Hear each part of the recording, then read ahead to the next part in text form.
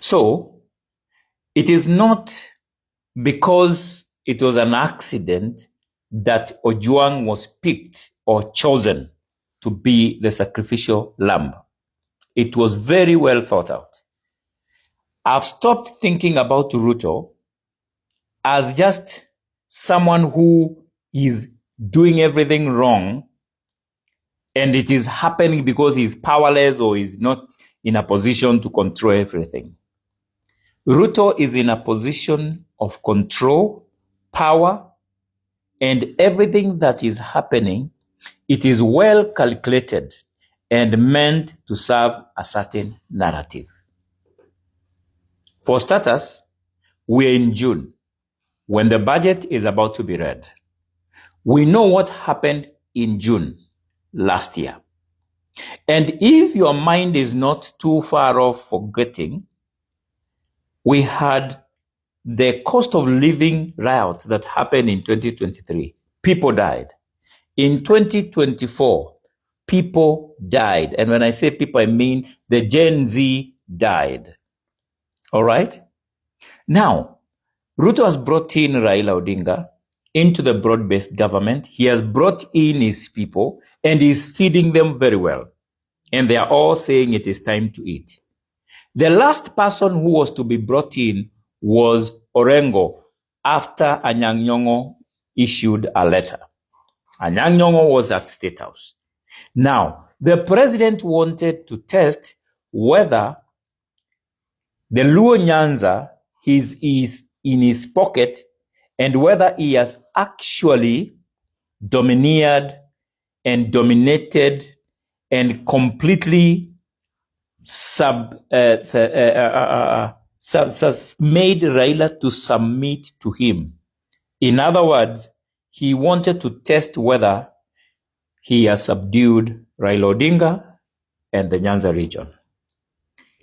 He wanted to know whether the Luos will rise up during the death of the chosen sacrificial lamb, and by so doing, he was testing waters to see if Luos are with him, and if even a Luo is killed, whether they will rise up. And he made it very clear that the person responsible for the death of Ojwang, it was going to be someone from his community. All right? And he wanted to know whether Kisumu riot. Unfortunately, only one gentleman rioted in Kisumu, and that is I Am Chege, who is called James. He calls himself I Am Chege on X, is very vocal. He was in Kisumu demonstrating alone. The Kisumu we know, which has been at the forefront for generations in where matters governance and human rights is concerned, is silent up to now. Nakuru is responding always when one of them is taken or hurt. This is the second time they are rioting in their streets. We saw riots in Embu, and you've seen riots in Nairobi. But Kisumu, apparently it's silent. So was Albert Ojwang's choice an accident or random or well planned and well executed? I want to go with the latter. It was well executed. He was taken illegally from his family in a matter that is civil, not criminal. And his father was told, come to Nairobi and come back with a body.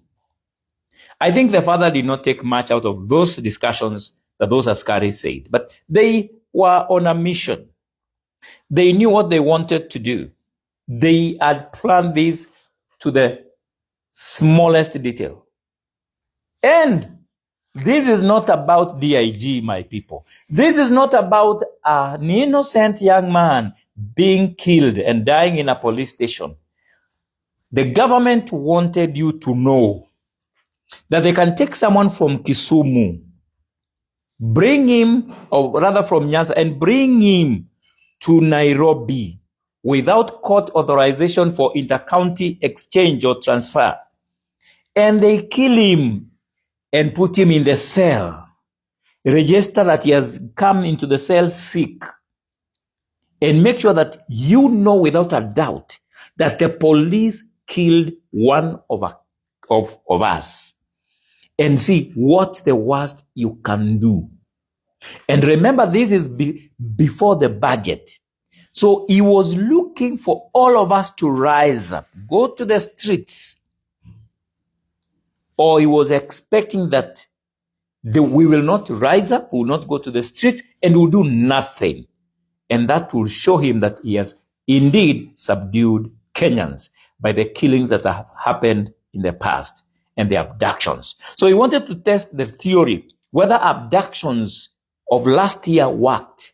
And it scared the Gen Z to go to the streets.